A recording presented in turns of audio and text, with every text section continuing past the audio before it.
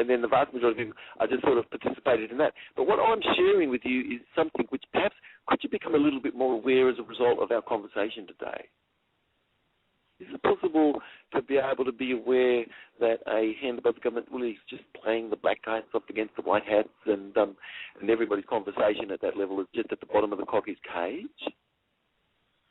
Could a roof really be leaking and all the black hat against the white hat conversation, wherever it is, it certainly is not about your baby.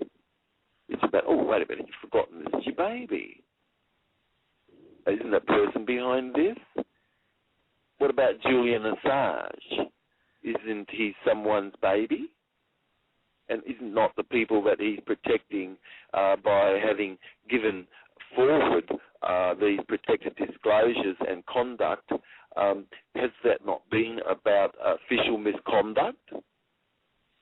How do you get out of people's head that this is an official misconduct? Enormous amount of material has been released, and most all of it is official misconduct. And it's not an equal or egalitarian hand. And so, look, most everybody does know that, and I don't know that anybody in Guantanamo that was ever collected or anything was treated humanely, and the vast majority of people apparently were really innocent, and certainly their stories, David Hicks, and in that situation down there in Guantanamo, he was an Australian boy, and he is innocent, and his body was just destroyed, and his life certainly was innocent. And then word has it, of course, that the vast majority of people that he saw were extremely sort of zombified. It was like they were not even connecting with him, that he had any family, or even that even feelings towards him. So is it possible just to get rid of all the whistleblowers, like at Abu Ghabu, but not have any whistleblowers there because you've had your Guantanamo, because you had your experience at Abu Ghabu?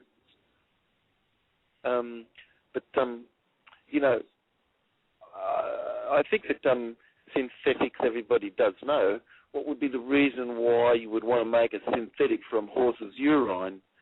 I mean, it's weird. And now, of course, Premarin users, made a lot of money. But isn't there a face validity in taking something synthetic? Isn't that a poison? And isn't there a reason why that must be administered? Because it's a toxic poison. And can't be just freely given, apparently. But then it's given to someone, and apparently you're supposed to have informed consent. But did you really have informed consent? You were informed? You were informed that today the statistic is 1.3 higher risk of heart disease just because of Premarin, 1.2 higher risk of stroke, 1.8 higher risk of gallbladder condition just because you took a synthetic horse's urine? But why would you want to take a synthetic anyway? I don't think that really taking something natural really necessarily might harm properly in the same way that something certainly synthetic does. But is it acceptable that your son would be not allowed to be with his father? No. Is that acceptable? And that's all right for you, is it? Is it all right that Bradley Manning is woken up every hour for 1,000 days or more? He's been captive, his body, in Pry Son. Why don't they call that Pry Daughter? If somebody lives the longest life, isn't that equivalent to power? If someone lives the shortest life, isn't that equivalent to powerlessness?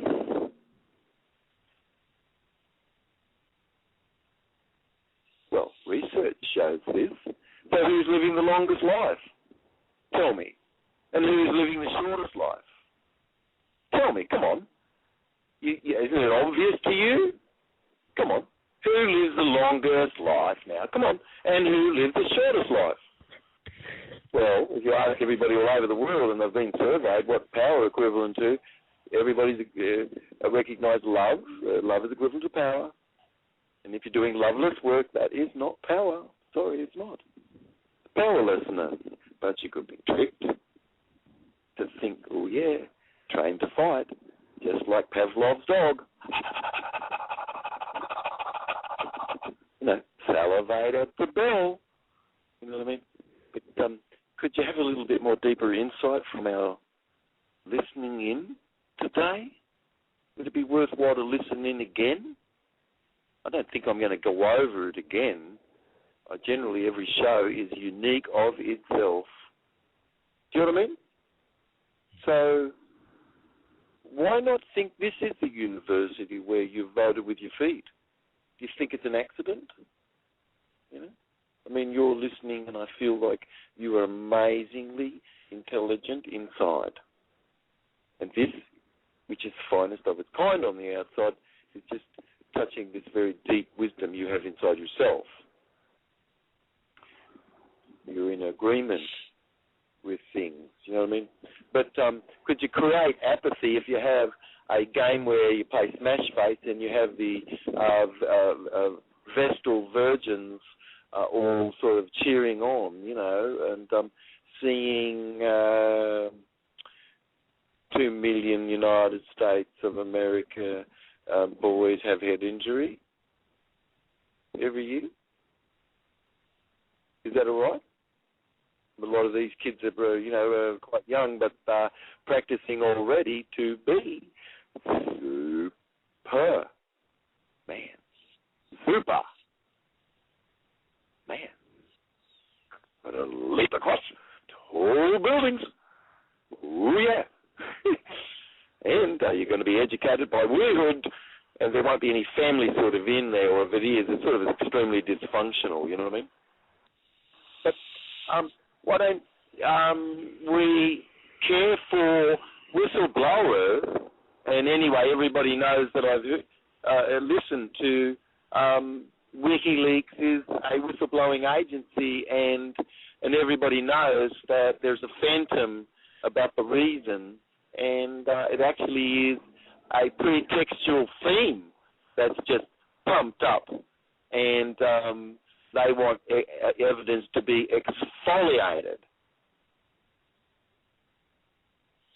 See? But Julian has the ability to privately contract, and that certainly is not allowing him to contract, is it? I don't know. But no victims there, no injury, but being held, no one could say he's not being injured, isn't he? Well, does he have a family? Would he care to be able to be travelled? And what would happen to you? I bet everyone would be just allowing to go about your la-di-da, and have your cliffhanger or whatever. But, it's a bit silly. Look, everybody is aware that he's participated in protected disclosures and protected disclosure and conduct, and the vast majority of people see that his concern is that this is seen as retaliation, and he is being retaliated against. And, he should be let go, because the polarizedness of what they're doing to cause ever more and more and more and more energy mounting, and the cost of that is radical. So I guess they're doing everything they can successfully to help him achieve what's needed to be, that information comes to be a little bit more. Do you know what I mean? And so the 2 million United States head injuries, of course, that could be occurring to boys, and that could be, they have a greater 10 times more incident of Alzheimer's disease and that sort of thing, But if you marginalize people, you could reduce the risk effects and all sorts of things, apparently, of having things be changed, but that's not occurring. Things are going full steam to be changed because I know that's a good thing because the more and more evidence is coming, mounting that this is retaliation. Actually, you see, and retaliation is the reason for him being held. But if a whistleblower is not allowed to stop and reduce all the risk effects and dangers and things, isn't it just a cloud and smoke screen by a cabal to manipulate and marginalise and pry sun and sold your food that's very high in phosphate, and people not being told about high homocysteine and the effects that can have on their health, and then feeding them extremely high phosphate, high homocysteine foods. Why don't you just look it up? Go ahead. I mean, look up high phosphate food, phosphate to calcium to phosphate ratio. Tune into some of our programs. Look up homocysteine. That's a very good one. And methionine excess, which is there in the flesh, and all the acid. But pelvic inflammatory disorders, prostate and ovarian and reproductive conditions and things, and all the blocking of hormones and things, by estrogenic sort of compounds and excess in the canned foods and the packet food and things, that does cause lower and lower and lower sort of hormone and less than proper levels of thinkingness and more zombifiedness. So that's certainly not a protectedness. No, it certainly isn't. But it's not acceptable, is it, Lukey, that out of the 400,000 U.S. boys killed that looked at, 80,000 of those, it's estimated, that's 20% were killed actually by friendly fire and things. A friendly fire. Is it really acceptable? I mean, if you don't have whistleblowers that can actually really, as stunt people, and a stunt person cannot tell everybody how that's supposed to be done for their own safety. I mean, all sorts of accidents and everything can occur as that, But if you're a whistleblower, as I am and have been and participating in protected disclosures and conduct, and then all the person has to do to show their signature is to have called you a kook or to have acted that you're not participating in protected disclosure and conduct, which everybody knows you are, and that person leaves their signature behind and whoever that's connected to. But New York Post and articles and things such are really fabricated lies that are just gotten away with thoroughly. And everybody knows that, and there's a blackout in the media and the 4 major networks, and then it's not. And then that's the reason why Alex Jones has taken more and more and more of the media viewing and enormously of the net and things. You see, but you've got 1.1 trillion cells. You've got a neuron that can fire 5 to 50 times per second. Reflexes can be sharp or they can be slowed. You could be either sharp in your being where you are because you've got good patterns of created family connectedness and your ethne and where you are, or you're dysfunctional, you're walking around like a zombie, you're just tuning into something, you're not connected to everything, you've thought your experience is everything, well, it's not, it's a serious illusion, you're just going to die and you've honoured your whole experience, but you never actually connected to create family or team, and you really did not function to see that everybody was working together. You were just oblivious and allowed people just to snowball and run over everybody. But people really are important. And a geographical spot is jack nothing unless you have people. Do you know what I mean? But you have to have really good, nice environment and things have to be sweet. But if you've allowed people to make big, quick, loud, fast noises to continuously, non-stop, everybody knows that's not right. That's not peace. And then everybody's starting to have even sound and noise reduction laws and things, to help people and that sort of thing. But happier people They live longer. They have larger brains. They have larger septal regions. They come from mum and dad, and they're born, and they come into a family of lovingness and happiness. They are born with larger septal regions. Otherwise, they could have much smaller amygdalas. And we've been talking in the show, in the past shows, all about the hand above the government and that the creating of armed prostitute training and things, and that negative sort of thing, people will avoid. They'll do double, to avoid what they would do equivalently to have an equivalent gain. How's that? So it's pretty amazing. We should really do what we can to have Velcro for the things that really stick and work nice and good and is smooth, and have Velcro for these things, and let others have Velcro for that too. This, and then and Teflon. Got to have a Teflon. You know what I mean? Just for everything that's silly, just slip right off. You say, "Whoa, wait a minute! Need a little bit more Teflon. Things slip off you. Got to waterproof you." And you need a bit of Teflon, you know what I mean? Compliment, you've got to be felt of your own compliment and be in your own beingness. People shouldn't have to compliment you. Can you hear me, Lukey? Loud and clear, Doc. Yeah. Nothing is really causing anything, though. All is the essence, of I being self-existent inside you as I. Everything is really part of a whole, and you're not an individual at all. As you have this I inside you, you really go beyond just an individual consciousness over there, and you can become more joined to more of a multiple consciousness and be part of something which actually really, you're a cog in a wheel where you work, rather than being dissociated, to be continuously doing something every day for a check that would be drawn in the bank of heaven. And when you're asked about it, it is something, is not for the moment at all, really. You're not in service. You're servicing your own experience for a future something, and you're willing to allow everybody to be supportive of you whilst you do that. It's like, wow. Nothing really is causing anything, all right? We need to have a program about this of itself, but all really is the essence of I being self-existent.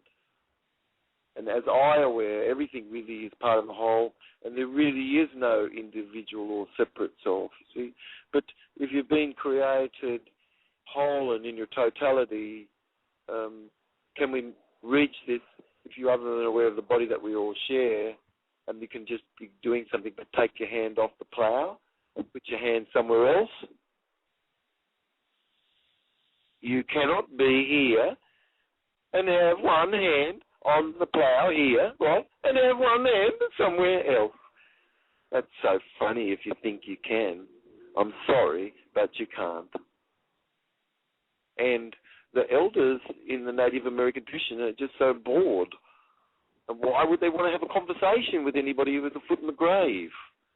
It's better to have a conversation with people who have 2 feet here, and you've got both hands on the plow. You have to have both hands on the plow. It'll be quick, recognized, fast.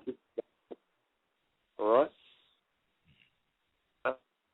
You've got unique linguistics reflecting the origin of culture and our beingness in ourselves as a voice. This is about your voice inside, not mine. No? It's not about me, mine. This is your voice inside, which is most powerful. And this is to come from inside you, not anything imparted. How weak is that if it were just imparted? That's useless. I don't want that. I want your voice. You can see things are a bit chaotic. Nobody's in charge. Take charge. All right? I'm asking you to take charge. And your instruction should be more in an auditory, kinesthetic voice. Not a fast, quick voice.